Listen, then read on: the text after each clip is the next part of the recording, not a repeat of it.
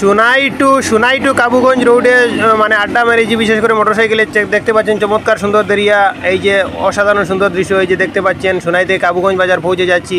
অসাধারণ রাস্তার পাশে সবুজের সমারোহ, গাছপালা, মানুষের ঘরবাড়ি, মানুষের চালচলন, গাড়ি ঘোড়ার চলাচল দেখতে পাচ্ছেন।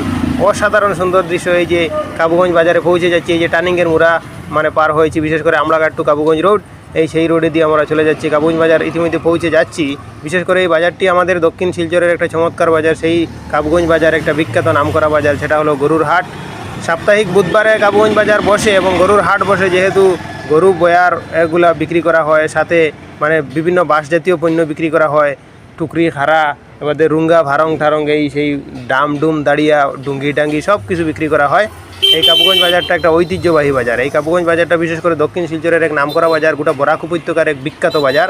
কাছাড় জেলার দক্ষিণ শিলচরের কাবুগঞ্জ বাজার নামকরা বাজার, বিখ্যাত বাজার। আপনারা আসবেন, জিনিসপত্র ক্রয় করতে আসবেন।